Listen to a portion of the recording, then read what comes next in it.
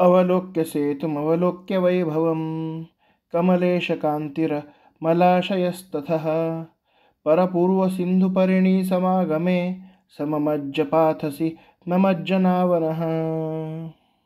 कमलेशकांती, कमलेश म्हणजे कमल म्हणजेच पद्म, त्यांचा ईश सूर्य, त्याप्रमाणे कांती असणारे.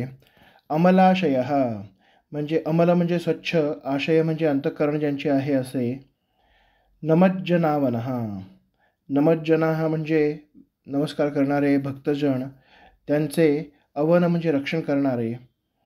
अवलोक्य वैभवम, अवलोक्य म्हणजे पाहणे, निरीक्षण करणे, ज्याचे वैभव पाहण्यासारखे आहे अशा सेतूला अवलोक्य निरीक्षण करून पाहून ततः त्यानंतर परपूर्व सिंधुपरिणी समागमे, सिंधुपरिणी ही म्हणजे समुद्र, परपूर्व सिंधुपरिणी म्हणजे पूर्व आणि पश्चिम समुद्र, त्यांच्या समागमे म्हणजे संगमाच्या ठिकाणी.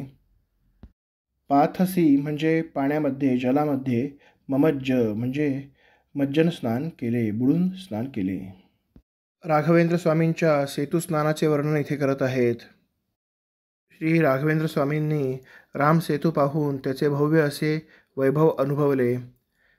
सूर्याप्रमाणे तेजस्वी असणारे, निर्मळ चित्त असणारे आणि नमस्कार करणाऱ्या, शरण येणाऱ्या सर्व भक्तांना रक्षण करणाऱ्या त्या राघवेंद्र स्वामींनी रामसेतूच्या ठिकाणी असलेल्या पूर्व आणि पश्चिम समुद्राच्या संगमस्थानी मज्जन स्नान केले, म्हणजेच समुद्रामध्ये बुडून त्यांनी स्नान केले.